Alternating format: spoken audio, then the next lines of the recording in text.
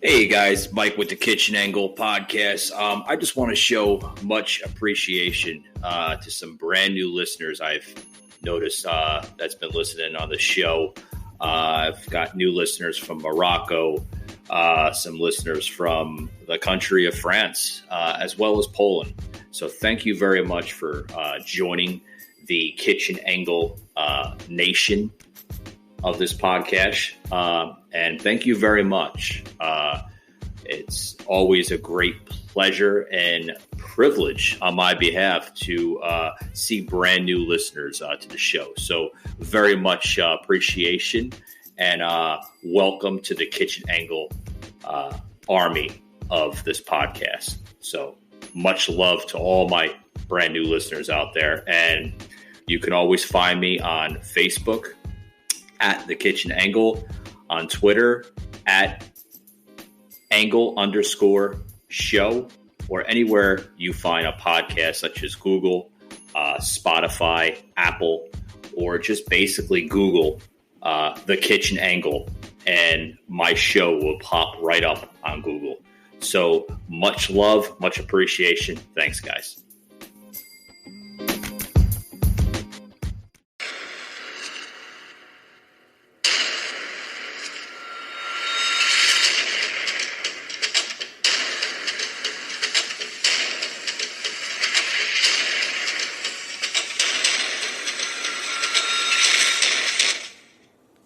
The Kitchen Angle Show. A Jersey native. Home of everything and anything. Your host, Mike.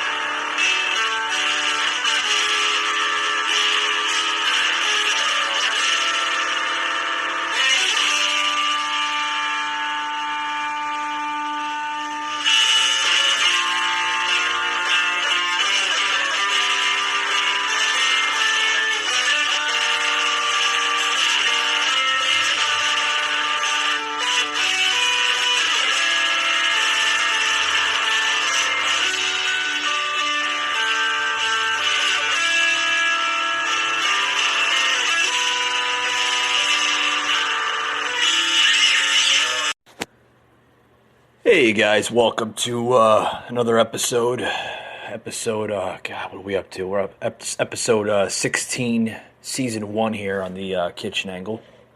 Telling you what, this show just flying by in a good way. Good way. We're up, like I said, up to episode 16 here, and some good things happening here.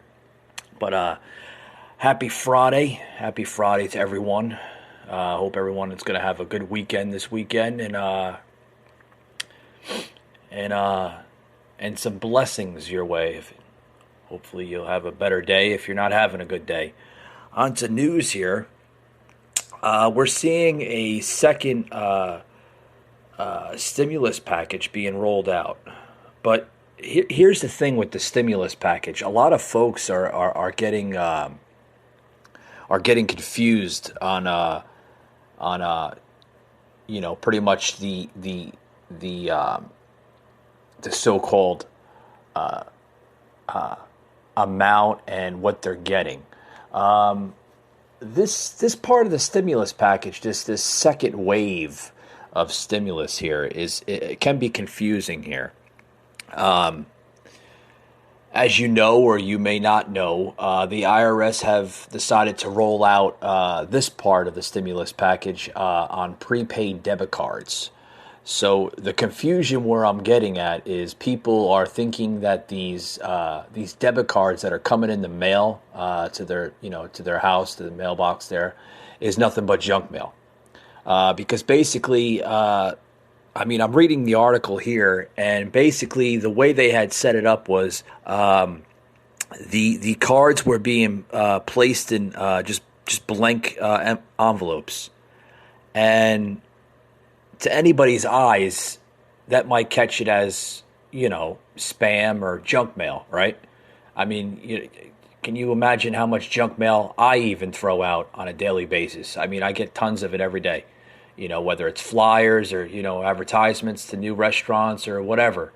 I just throw them out, it's garbage, it just fills up the mailbox, and it's some of it is ridiculous garbage. But that's just me. But anyway, the IRS has already sent out one coronavirus pandemic relief payment to most of the eligible employees. About 4 million of us Americans should be getting it sometime this week or the beginning of early next week. They're going to do the same thing like they did, it seems like they did back in April with the first coronavirus relief package. This, like I said, appears to be on a prepaid debit card, and it should be getting into people's mailboxes, like I said, this week or the beginning of next week. Like the CARE Act that provided the initial payments, the HEROES Act, now what they're calling it, the HEROES Act, would provide up to $1,200 for single filers, $2,400 for joint filers, and it would use the same sliding wage scale that its predecessor used. The key differences are that more people would be eligible for this time around under the current writing of the bill. And also anyone claiming dependents would receive money up to 3 of them. All right, so basically if you got 3 dependents, you're gonna receive a little extra money, which is good. Things like hazard pay for frontline workers and relief for students are on the table as well. So I mean, this is good. The HEROES Act. It's going to help out a little bit more for people this time around than it was the last time. If you're eligible for the payment, the IRS will send it once everything is pretty much checks out on you, and it should be on that prepaid card. So it all depends. It all depends on I guess your situation and what you file and everything. So we're going to move a little forward here with the show. I don't want to get onto this whole stimulus relief thing because it'll clog my show, and I'm not about that. I'm not that type of podcast host, and definitely don't want to clog in my show. Just enjoying a nice coffee on this Friday morning here. But on to other news. Historic space launch. I'm going to talk about that. The space launch. Did anybody see the space launch? Was anybody in Florida? Did anybody have the opportunity to see it? I tell you what, I used to live in Florida for a good amount of time. I had the privilege of living in Florida. Beautiful state, nice climate, everything. It's just clean in Florida, very clean. But I've gotten the opportunity over the years to see about 4 of them, and I tell you what, man, if you folks out there, my listeners, if you ever get a chance to see the space launch, it's a tremendous opportunity. I'm telling you, it's history in the making. And it's just really pretty how they, when the rocket or the space shuttle or whatever, when it gets launched, it just lights up that sky, and it's really, really pretty. But anyway, spectators at the Cocoa Beach Pier over near Cape Canaveral, Florida, basically wait Wednesday for the first crewed mission since the Space Shuttle program retired in 2011. So this is basically, folks, this is the first crewed mission since the Space Shuttle program has retired back in 2011. So we're looking at 9 years since they had this program basically reborn, so to speak. On board, the Crew Dragon capsule launched from Kennedy Space Center's pad 39A. And on board were NASA's astronauts, Bob Becurin, Doug Hurley, Hurley was the pilot of the last space shuttle mission in 2011, so he had the opportunity to do it again. I tell you what, folks, that's history in the making. History. I don't care what anybody says. It's history in the making. If anybody can watch it, right there and then, and it's tremendous. It really is. It's a tremendous thing. But I tell you what, the space program is they're improving it there in Florida. They really are. They're also improving it for the world too. I think we need to. I think it plays an important role, not on humanity, but on the rest of the world. We're constantly evolving as human beings. We're constantly evolving as a planet, and I think the space program should still be around for years and years and years to come. Because there's so much discovery out there still. There's so much mystery out there too, right? There's so much mystery out there that we still have to discover, and is waiting for us to be, waiting for us to be discovered. So that's some good stuff, really, really good stuff. Folks, I'm going to take a quick little break, enjoy my coffee on the break here, and when I get back, I want to talk about this mayor from Atlanta. Oh boy, it seems like she's in trouble. She had testified before U.S. Congress, but I want to talk about the mayor from Atlanta. But I'll be talking about that right after I get back from these short little words. Don't go anywhere, guys. Are you tired of being just one of the crowd? Stuck in the rat race, putting in 40 hours of your life every week, then doing it again the next week and the next?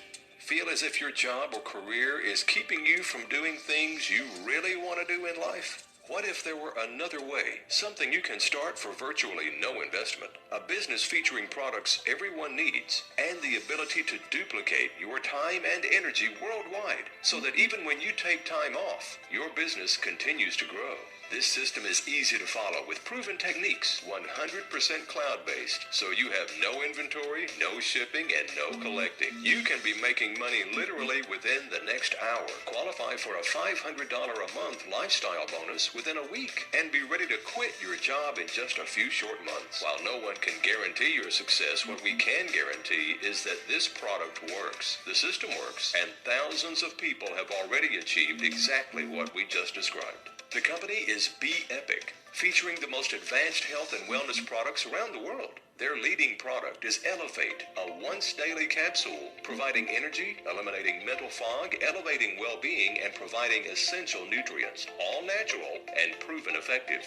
It retails for under $50 a month, so it's simple and affordable. Other Be-Epic products include Accelerate, allowing you to lose weight while you sleep, and Great Kids, a nutritional supplement for youngsters that tastes like candy. The products are great. They're ordered by customers from your own website link, shipped straight to them from the factory, and you get paid online each week via your own Be-Epic dashboard. So let's get right to how you can make money. There are several ways, so we'll keep it simple. First, it's free to sign up, then one product order and you're in business with a 30-day money-back guarantee. Second, as a promoter, you get paid 50% of every new customer order you secure. That's right, 50%. Many distributors make a good living by simply promoting to customers. Ready to expand your business anywhere in the world? When you bring in a new brand partner, you're paid 50% of their first order and qualify for a percentage of their organization's volume as well. As your business begins to grow, it splits into two legs, and you can receive a 20% bonus on the lower leg volume, which is actually a benefit. This helps your organization maintain better balance, ensuring long-term stability. To qualify for the lifestyle bonus, just sign up for the $89.95 a month Elevate Pack. Find 4 people who do the same thing, then help them find 4 each. That's it. A $500 lifestyle bonus every month you qualify. There are several other bonuses as well, matching bonuses, global bonuses, and more. The larger your business grows, the more bonuses you qualify for. Hey, there's a lot of money to be made here. For a more detailed explanation, just visit the website. And is it working? In just a few short years, Be-Epic has grown from zero to over $40 million in annual revenue, with projections over the next 5 years you can't imagine. Now is the time to get on board with this fast-growing company fueled by great products and industry-leading compensation plan, simple process, and remarkable leadership. So how did you get started? It couldn't be any easier. Just contact the person who sent you this video or click on the link shown below right now.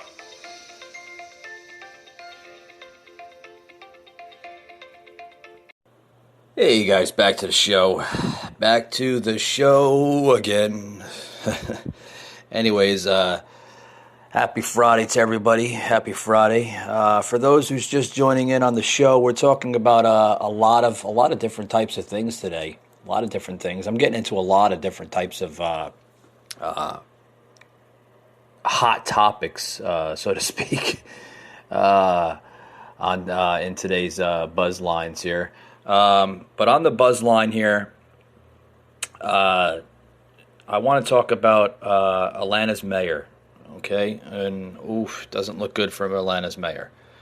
Atlanta's mayor is to be testified before a U.S. Congress subcommittee on COVID-19 today, actually.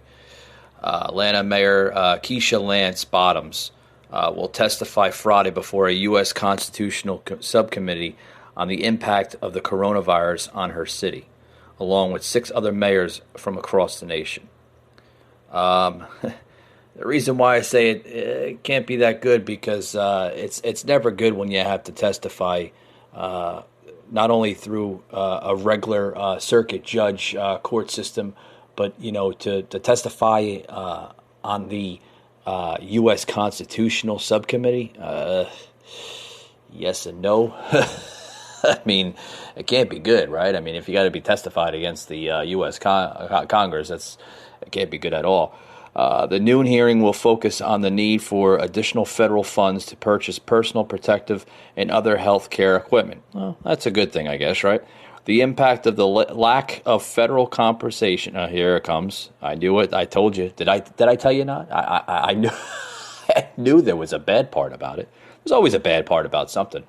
The noon hearing will focus on the need for additional federal funds to purchase personal protective and other health care equipment. The impact of the lack of the federal see, folks, that's there's where the bad word is. The lack of federal comprehensive testing, tracing, targeted containment plan, and how the government can address a budget crisis and other economic hardships facing cities and their residents, according to the committee aside. So, with that being said, it looks like that hearing will be basically undergoing in the next, hour and a half, right? Hour and a half? I don't have my time here. Doug, what time is it? It's 10:30, right? 10:30. Doug's telling me 10:30. Yeah, that doesn't show the time here on the screen here on the computer screens that I have on my desk here that I do the show from. But Doug's telling me it's 10:30, so we got about an hour and a half until that hearing takes place. But I tell you what, I'll give you a little personal side of Atlanta. I live in, I guess what you want to call the Atlanta bubble, right? Or what most people call it, the Atlanta metropolitan area, which consists of boroughs now. I mean, Atlanta's growing. Atlanta's, Atlanta's starting to remind me as a mini New York City system. Not as big as the 5 boroughs in New York, but I mean, it's getting there. It's getting there. You got a lot of different big areas of Atlanta. You got Buckhead. You got Midtown. You got downtown. You got the Georgia Tech area. It's just so many different areas of Atlanta. It's just really, really growing. A lot of growth and industry coming to the great city of Atlanta. But then there's a lot of people that, with that whole COVID thing that the mayors basically that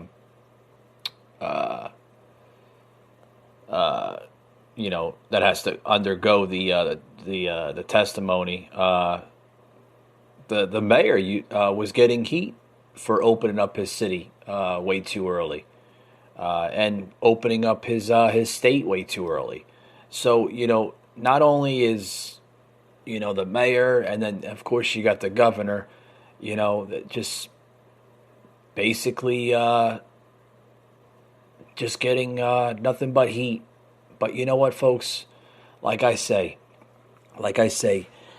you can't keep a country closed down forever. I say it over and over, and it's time to get our lives back. It really is. It's time to get our lives back. This thing has caused nothing but depression, anxiety, and just heartache for a lot of not only Georgia families, but a lot of families across the country. And since we have Georgia on our mind, Georgia is now undergoing looks to be a phase 3 part in this process here of COVID-19 with the reopening of Georgia. They are now under phase 3 of the reopening, which is good. Georgia's. Here's my opinion on it. All right, let me get a little side note in here on today's show. Here's my opinion on it, and a lot of my listeners will probably either criticize me or they'll probably agree with me on this matter. Okay. All right. Every time you have a case, a new case emerges, another case every day. You're always going to have cases every day. And that goes with just other diseases, other viruses out there. You're always going to have a case. You have cases for heart failure. You have cases for different forms of cancer. You have cases for HIV and AIDS, disease. You have cases for suicidals, the people that commit suicide. It's sad to say, but it's true. So you're always going to have a case, no matter what type of epidemic it is, because we have lots of epidemics in this country, right? There's a whole load of them. So let me tell you something. And you can agree with me or you can't agree with me. Let me ask a question here. So do you think it's fair to keep a country or a state closed down because of one epidemic or one pandemic? Do you think it's fair? Do you think it's fair to people, the healthy people, that have to suffer this? And there are people, I'm telling you right now, there are healthy people out there, folks, that are out of work because of this pandemic, because of COVID-19. There are people out of work because their company feels it's best to keep the company closed, or they're forced to be closed because it's not an essential means of a business. So if you're not essential business, such as food stores, food chains, anything that's essential now, you're not allowed to be open yet. Do you think it's fair? Do you think it's fair to those people that are healthy, those people that even if they weren't healthy, do you think it's fair? There are people out there that are starving. There are people out there that are just literally fighting this thing inch by inch. I don't think it's fair. To be honest with you, I think this is overhyped. This is probably the most overhyped thing ever. Of course, we had to undergo the HIV and AIDS epidemic back in the 80s. Anybody can remember that? Was it as worse as this? No, but it did have a strong impact on the country in the 80s.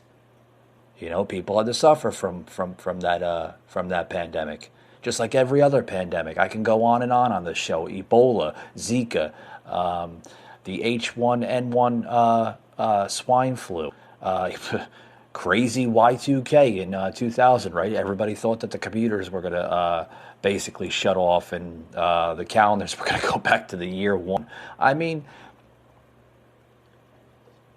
You cannot, and I can't say this, I can't emphasize it more than enough on the show. You cannot keep a country closed down. You just simply can't. You simply can't. President, I mentioned on yesterday's show on the Kitchen Angle here, the president getting criticism about his Twitter. Oh boy, he's getting. I'm going to touch that here right after this commercial break. But the president here is basically in a Twitter war, not only with his Twitter followers or his Twitter enemies, so to speak, but actually with the actual company Twitter and with Facebook as well. You're going to want to hear this. Yeah, the president is in a social media conflict, so to speak, and you're going to want to hear this. I mean, because this is just nuts. But with that being said, folks, I'm going to take another quick little commercial break, and I have to. I'm sorry. Not only is Doug telling me, flagging me down right now with his hand, take a break, but got to take another break. Be right back after these words.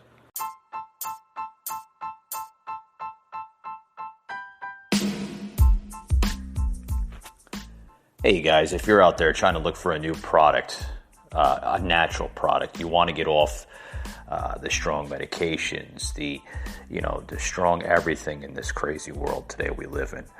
Look no further than HempWorks. HempWorks, what is it? Guys, it's a natural supplement. It's healthy for your body. It's through the natural blend of marijuana, but basically, it's crazy to say that, but HempWorks is actually legal, folks. You can buy it in stores, online stores, everywhere. Basically what it is an oil type of formula that you can basically spread all over your body. I'm telling you what, folks, this stuff works like wonders. It really does. It's a tremendous product. And I'm telling you what, I use it myself for things that, sometimes I go through, like headaches and just everyday stress levels. You apply it on your forehead, boom. God, it's like a miracle.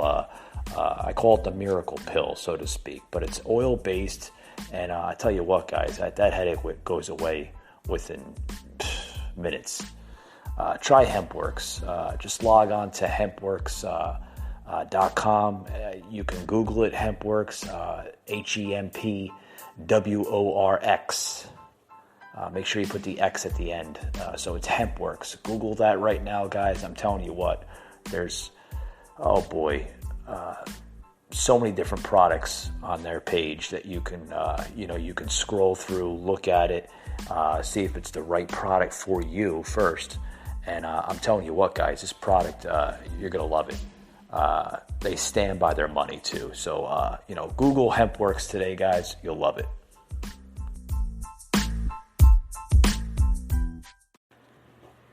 Okay, folks, we're back to today's show. Back to the show.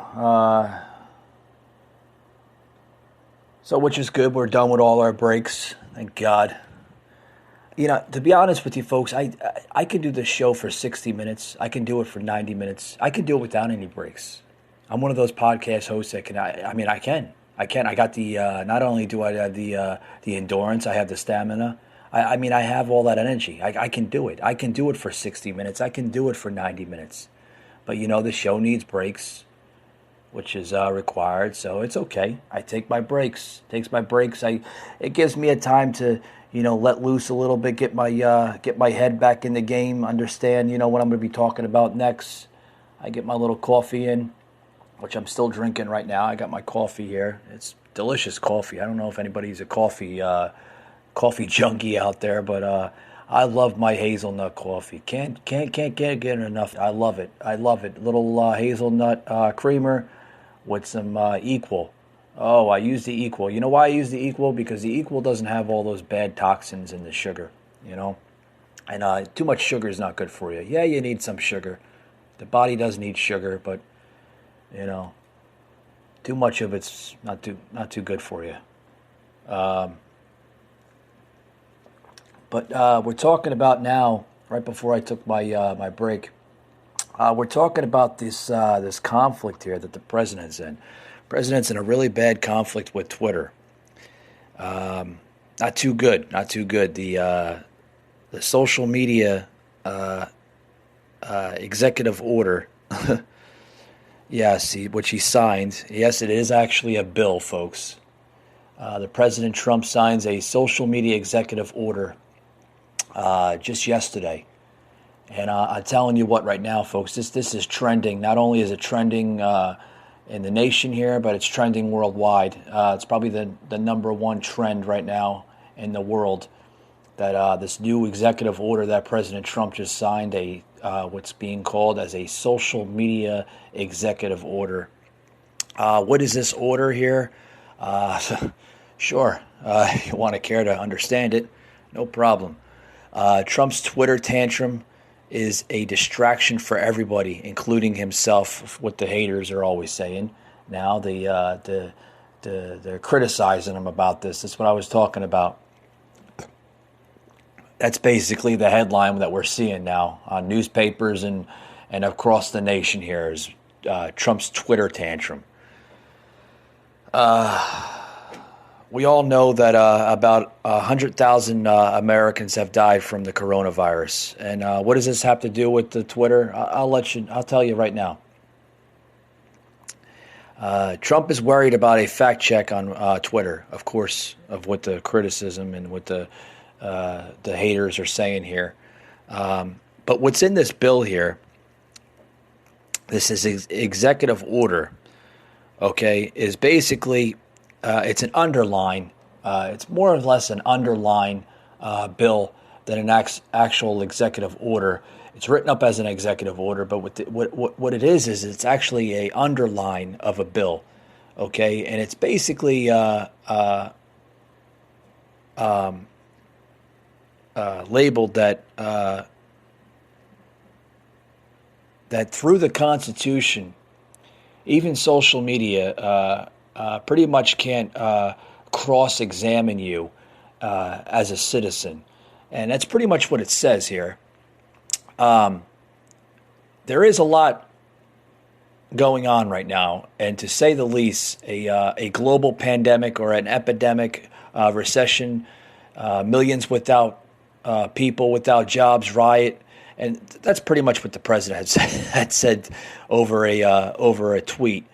And what happened was, when the president was tweeting, Twitter, I guess, got upset. Social media, Facebook, they got upset. So they're fact-checked and everything. And this is what it all started out, folks, as, when the president started speaking the truth. Social media, Twitter and Facebook didn't like it. They didn't like it. So what'd they do? They started fact-checking the president. Yeah, fact-checking. And I mentioned this yesterday on this show, fact-checking. What's fact-checking? Fact-checking is where a person or an entity basically goes back on your words or your paraphrases, and they check it. And then the fact part of it comes into play as well, too. What they do is, if you say,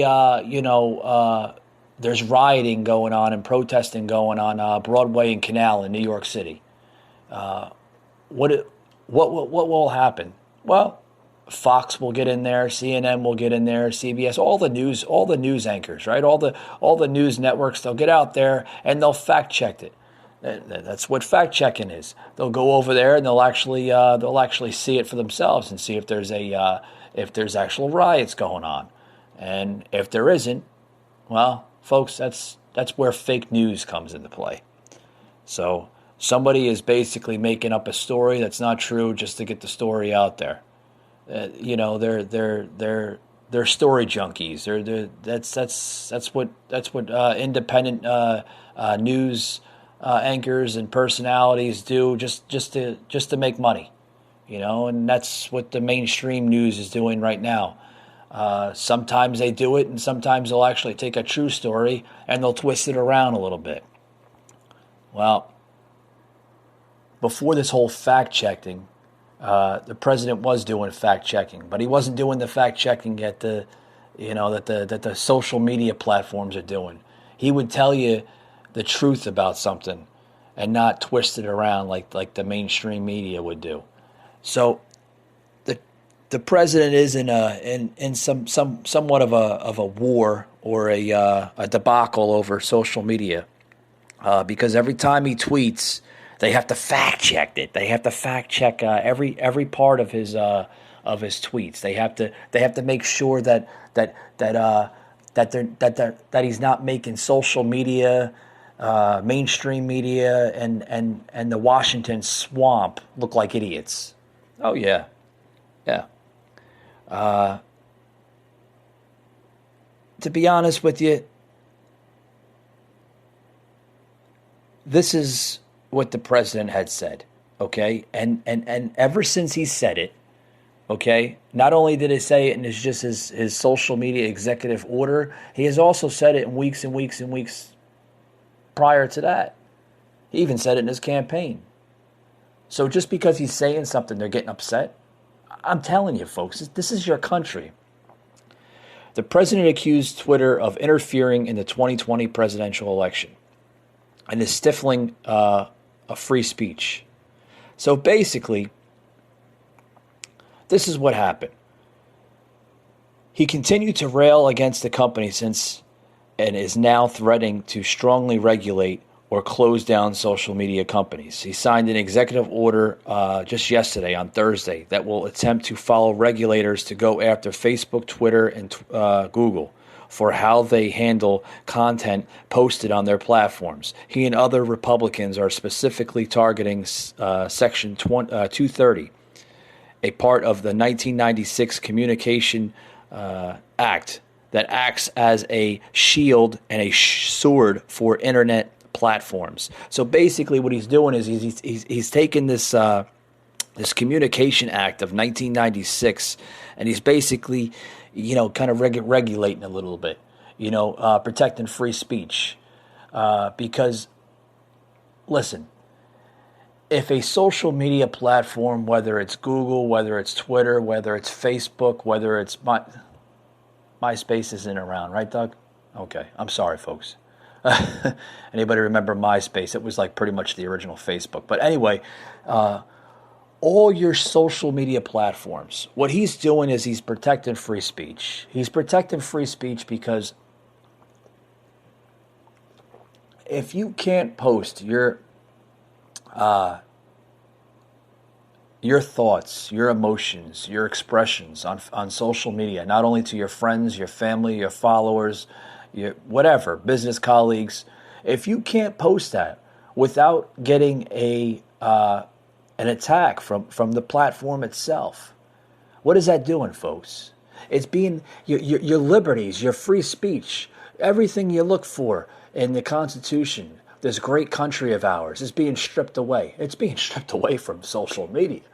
It's being stripped away from the Washington swamp of Democrats, of the alligators and the creatures from the Black Lagoon, right? I mean, if you can't do these things without being attacked on, folks, your freedom of speech is dead. It really is. It's dead. Now,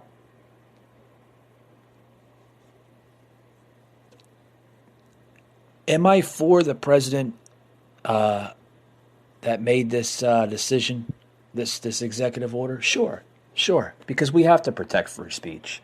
Free speech, folks, is being attacked and it's being stripped away from this country, from the wrong set of political leaders. Last year, Trump hosted a sham social media summit at the White House during which he declined to invite the big social media companies. Yeah, he declined to invite Facebook and Twitter to the White House. And what they do, they got upset. Because the President of the United States declined their invitation. He's the President of the United States. He can do whatever the hell he wants, right? So, the big tech companies, for quite some time, had some heat on the president. So when the president basically made a tweet out on Twitter, they got upset. And then they fact-checked the president. Because the president said nothing but the truth, and it made the big tech companies look like idiots. This is your country, folks. This is what's going on. Not only is your liberties being stripped away, your freedom of speech is being stripped away. your freedom to occupy anywhere you want to go is being stripped away, right? And everything else that we hold dear in this country. I can tell you right now that I'm telling you right now, there's going to be another civil war in this country. I'm not trying to scare anybody. I'm not trying to, make any hatred out there. But I'm telling you right now, if this country doesn't get it doesn't shape up sooner or later, and other people don't shape up their agendas, the wrong set of people don't shape up their agendas. Yes, there's going to be a lot of a very, very dark future for us, not only for us, but for the world itself too. Okay? Because you can't continue to run a path like this for humanity. You can't. You can't, because not only does it piss people off, it pisses the world off as well too. But it brings divideness in this world. And you can't have it. You just simply can't have it. You can't. I'm telling you right now. You go to the store right now, and that's all you see right now is this new norm of social distancing, and you gotta wear your mask, and you can't go here, you can't go there. Christ, they even have in supermarkets. Oh yeah. I'm in the supermarket yesterday. I go to Kroger, which is a big grocery store here in the state of Georgia, and they have these markers on where you're supposed to go. Walk this way. Don't walk in this aisle. You walk like zigzags. I mean, we're turning into puppets, or what I've been called sheep. I'll tell you right now, okay? I'm an American citizen. I'm protected under the Constitution of the Bill of Rights here in this country. I have rights as a citizen of this country. I have freedom of speech. I have freedom to occupy anywhere I would like to go, as long as it's not private property. So you're telling me I can't go down one aisle? I have to practice social distancing? Since when does social distancing have any type of effect or an impact on the Constitution of the Bill of Rights? You show me that. You show me where social distancing and staying 6 feet away and putting masks on your face have any type of involvement in the Constitution of the Bill of Rights. Show me that. Show me. I'll wait. Anybody wants to post that on my Twitter or on my Facebook feed, okay? You can post that on it. You can post where it says social distancing in the Constitution, because I don't remember seeing that. I don't remember seeing where we have to wear masks and where we have to stay 6 feet away from one another, and where restaurants have to be forced to close because of a pandemic. You show me that where it says that in the Constitution, because I don't remember that. I don't remember that law. I sure as hell don't remember it being signed into the Constitution recently. I don't remember any of that, and I don't remember seeing any of that. Folks, with that being said, I hope you enjoyed today's show. And like always, I hope to see you on the next one. Thanks a lot, guys.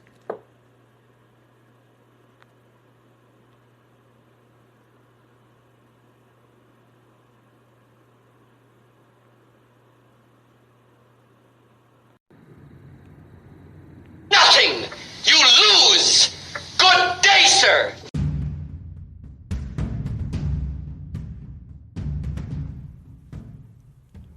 You just heard an episode of the Kitchen Angle Show, an Anchor podcast.